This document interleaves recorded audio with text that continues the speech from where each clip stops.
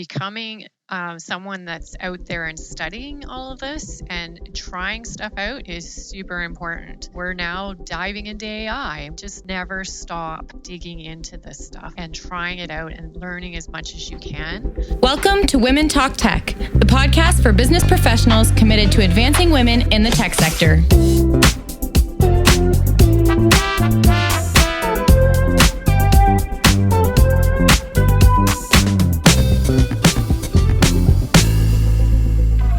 Hi, everyone. Welcome back to another episode of Women Talk Tech. I'm your host, Wiese, and today my guest is Penny St Antoine. And Penny is the SVP of Residential Servicing at MCAP Service Corporation. She's going to explain her job, which is a very interesting one, in a minute. But MCAP is Canada's largest mortgage finance company, and she's going to tell us a little bit about what goes on there, talk a little bit about finance, talk a little bit about how technology and finance go together. Welcome to the show, Penny. Thanks, Marie. I'm excited to be on today. So you know the first question. I know you've been a listener of the podcast. You know the first question. Take us back to Penny in high school. What were you doing in high school and what were you thinking your career path was going to be? Well, it was fun to get ready for this because it really brought me back. And my high school has been a long time ago. It was a whole different world for women. And I remember in high school discovering my love of mathematics. And I was the geek that was in the math club. And there wasn't very many women. It was mostly men. I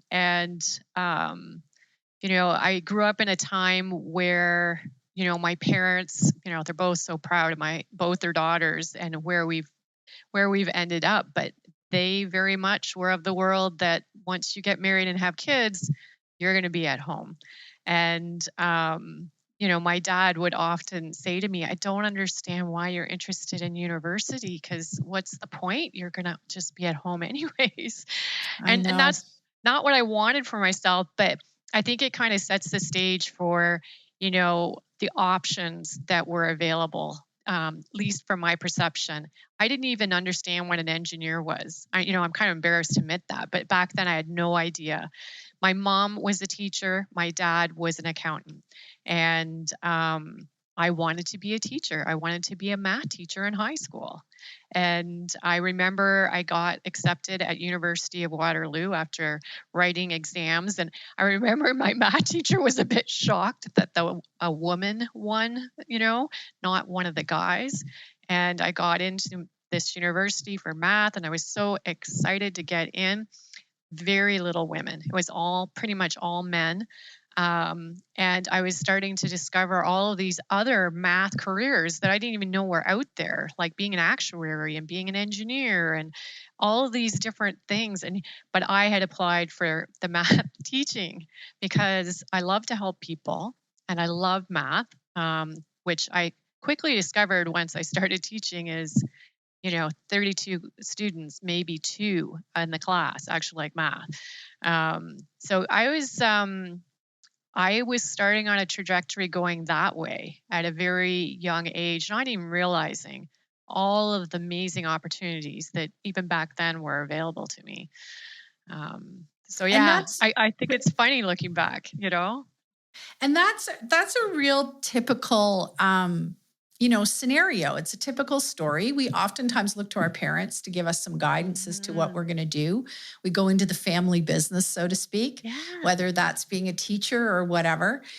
And I think that you're hitting on a really interesting point that I've thought about for a while, but I'm not quite sure how to solve this problem, is helping young women in particular understand all the opportunities that are out there. And oftentimes they might go to a guidance counselor, and sometimes the guidance counselor isn't necessarily in touch with what's going on in the world. We know that almost any career today has a huge component of technology associated with it, that tech is definitely something that is going to lead people in a whole bunch of different directions. So let's go back to this moment, though. Let's go back to this moment where you realized, I love math and I want to use this in an Mm-hmm. interesting way, not necessarily teach people who aren't that interested in it. When was your moment? When was your moment where you said, I think I need to explore other things? And what was that you started exploring? Yeah, I was sitting, I had just graduated. I got my bachelor's of math, my bachelor's of ed. I had already taught in high school, so I knew what it was like. I knew it wasn't for me. I was sitting on my bedroom floor and I had all my application packages spread out in front of me to all the different boards of educations in Southwestern Ontario. And I was like, I can't do this. I spent the last 5 years getting my degrees, doing my co-op programs, and I can't do it. This is not going to make me happy. And I didn't know what I was going to do. So I was walking through the University of Waterloo, and they had, in those days, a giant wall that had, like, it was an alumni job board, and it had all these jobs posted on the board. And I stopped and I looked at one job posting and I read it and I went, oh my God, that's what I want to do. And what it was is being a trainer at a life insurance company in Waterloo and teaching people how to program computers. So, programming languages. And I was like, I could do that. And those people would actually want to learn. This would be fun. So I applied and got that job. So in a moment in time, everything shifted and pivoted. And that's actually how I discovered I loved business, because I ended up getting loaned out to the residential mortgage area. They were rolling out a brand new mortgage system, and they needed someone to train all of their people on this new system. So here I am, I'm 26 years old. I get to fly all across Canada and teach all these people. And I'm just like, how did I miss this whole business side of, Right. and that's why I think it really attracted me as well, because it's math, right? It's finance. Right. And I was like, I think I'm going to start doing my MBA. I think I'm going to start learning about business.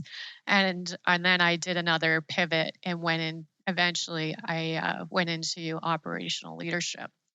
And that's where you are today, correct? Yes, and right. Tell us a little bit about your role right now at MCAP. And, I want to get into this whole idea of the impact of technology on finance today. And I'm sure you have seen dramatic change in the residential mortgage market about how people access mortgages today online, how they do their research, how they do their homework, which I think is fascinating. But tell us about your current role right now at MCAP. So today I manage the side of the business that is once the mortgage funds. So once a mortgage funds, it's a residential mortgage that comes into my team's world, and we handle everything. So we have the call center world, we have loan changes, renewals, discharges, cross-selling. All of that resides within my team. And, we've grown to almost 500 people. And I remember when we were just a small little team and it was paper files and, one person would do one job. I mean, those days are long gone. Well, they really are. You really are. It's changed dramatically. Yeah. Yeah. So it's a lot different. And we can talk about the digital side if you want next. Yeah. But that's really changed. Let's talk about that. And okay, I just want to make sure I got this right. And so our listeners are on the same page. You now have a team of 500 people? Mm-hmm. Wow. Yeah. Wow. Yeah. So did you ever think when you were a trainer at 26 years old, this is the path you were going to get to?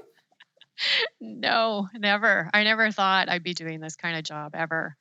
Right. And I think too, it's partly being a woman in my generation. I never expected to go this far. I didn't think I wanted to be honest. Even I'd say 10 years ago, I think I probably would have said no to a job like this. I was definitely one of those people that felt like I had to have all of the characteristics or all of the skills in order to say yes to something. Yeah. Why do women still feel that they need 100% of the qualifications required to apply for a job when men apply for these same positions with only 60%? What does ambition mean today for women, and how has that evolved in the workforce over time? Here at Women Talk Tech, we've been thinking a lot about the idea of ambition, and we want to hear from you. That's why we've launched the Women Talk Tech Ambition Survey, to understand how ambition factors into the progression of women in the workforce. So, what does ambition mean to you? Take the anonymous survey now and let us know. Find the survey link in the show notes below or on the Women Talk Tech LinkedIn page. Okay, so I want to pause there for a second, and I got to do a shout out to our audience today and say, if you haven't taken our ambition survey, I highly encourage you to do so. I ask everybody listening to please take our ambition survey. And the reason we're doing research on this exact topic is every single person who's been on the podcast, without exception, has said women need to have 100% of the boxes ticked before they apply for something, and men will apply at 60%. And we want to really pick away at this. You've just said it again. We want to pick away at this because we want to encourage women that you don't have to tick all the boxes. If there's something you think you're curious about, or a job you think you could be really good at, like, throw your hat in the ring. And I think recruiters and people looking for people today want those people who are ambitious and have confidence versus competence. I was the exact same way. It was all about competence. And I figured the only way I could be confident is if I had competence. But, I think it's a 50-50 thing now. It doesn't need to be 100%. So you're sitting there 10 years ago, you're thinking, do I even want this? What went through your head where you said, I'm going to go for it? This is for me. I started to change my attitude, and instead of being so focused on like always getting everything right, and I think that's the way I was viewing my career, is I had to make sure I made all the right steps, do everything correctly. I started to get more in this mindset of I want to learn. And I know I'm going to make mistakes. And you know what? It's okay. I'm going to learn from the mistakes, and I'm going to keep learning. And I'm going to learn from other people's mistakes too. I'm not even just going to be my own. I want to learn from it all. Rather not make those mistakes, kind of thing. Right. So that was really what changed for me. And it was also a little bit of, and this is the age thing, is, and we talked about this before the podcast, Marie, how can I give back? Because I feel like I've had so many great women mentors, and I just recently had an amazing advocate in my life. And it's like, okay, like, you got to where you got because there's so many people helping you and giving you feedback and, being out there advocating for you. So how can we give back to not just women, but our community? Right. And so I approached this job, when I got this job, the SVP job, very differently than I have any other operational leadership job. And it was more about culture, and it was more about what can we do in the community. And I think it takes the focus off of you being perfect, and it puts the focus out there to not just learn yourself. This is what I'm getting out of it, is I'm learning and growing, but to help everyone else in their journey too.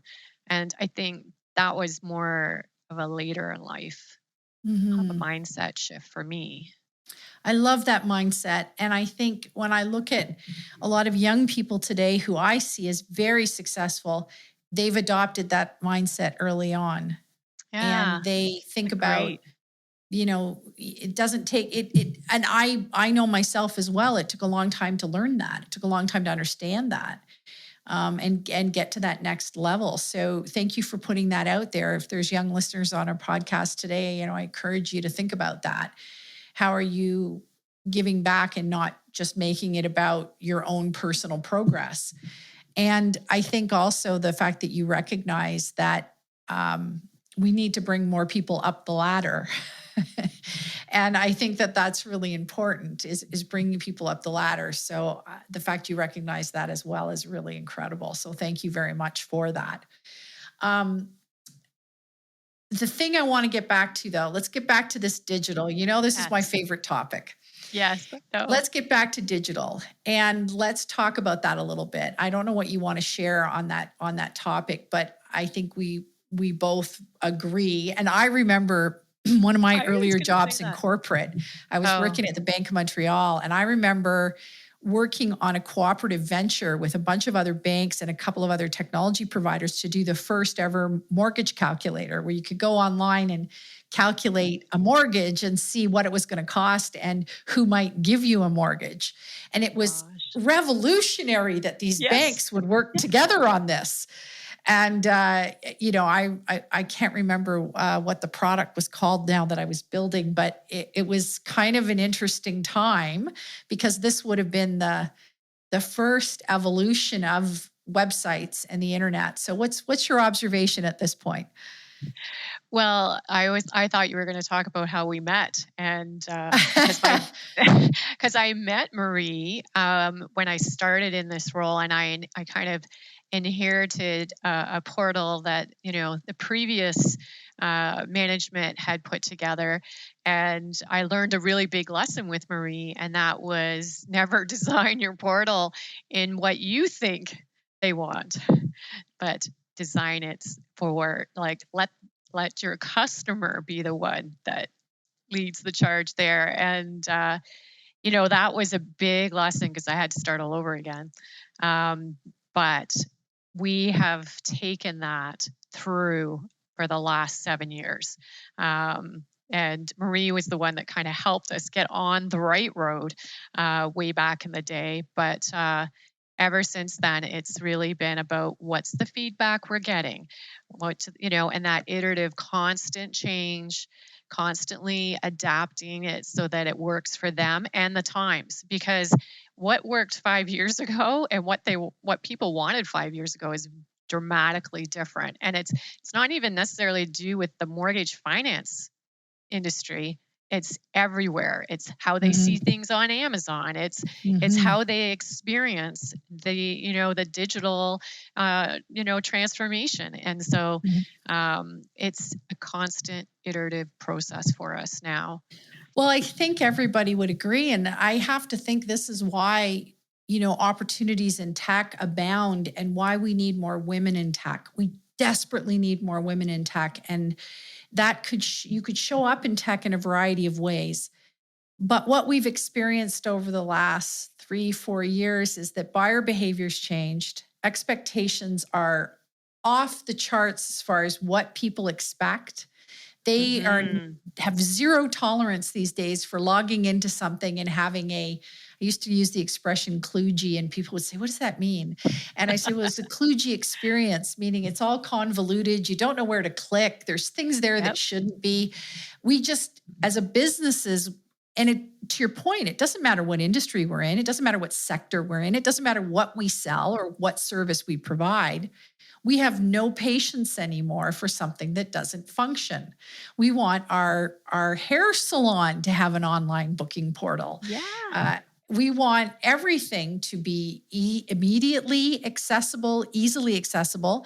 And I have to believe today, and correct me if I'm wrong, if your website isn't bang on and easy to use, you're going to lose business. It's just not going to work. And you and I have both grown up through this and watched it over the years. And it used to be this is a nice to have. Now it's a must have. And I think anybody in any industry and anybody who's thinking of any career, they should always be thinking, what role does tech play in this job, in this particular business or industry that I want to play in, and how can I contribute to that? Because if you're not contributing to that, I think you're going to become a dinosaur very quickly. Would you agree with that? I totally would. And that was actually going to be one of my takeaway points is, in any role, wherever you are, becoming someone that's out there and studying all of this and trying stuff out is super important. Even at my stage of life, and I'm coming closer to retirement now, I am still we're now diving into AI and we're learning all about that. And, it's just never stop digging into this stuff and Mhm. trying it out and learning as much as you Mhm. can. I think that's Absolutely. really critical. Yeah. I think that's great advice. And I think that that's great business advice. For any businesses who don't think they have to adapt, you do. It's adapt or die. And I think for anyone these days, I love to say, I think this is a really great expression. I am not an expert at anything.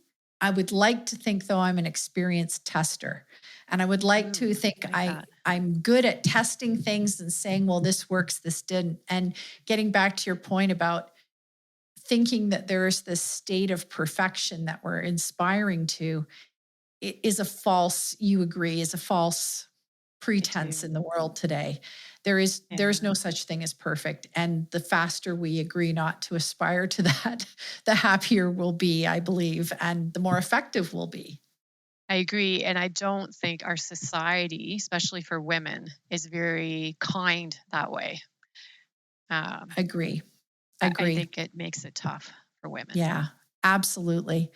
I've been speaking with Penny St Antoine, who is the SVP of Residential Servicing at MCAP, which is Canada's largest independent mortgage finance company in Canada, and a very important role that she has directing a lot of people, a lot of resources to make sure that Canadians get the mortgages they need and that they want. And so I'm incredibly grateful to the role you're playing there, the role you're playing as far as helping people access their mortgage digitally, which I think is a really important thing. But more importantly, I think a great example of a really interesting career. And I can't wait to see what you do next as you move into, I heard this expression recently, and I believe it to be true, the next season of your life. And that next season, I think you're going to do some tremendous things. And I can't wait to see what that's going to look like. So thank you so much.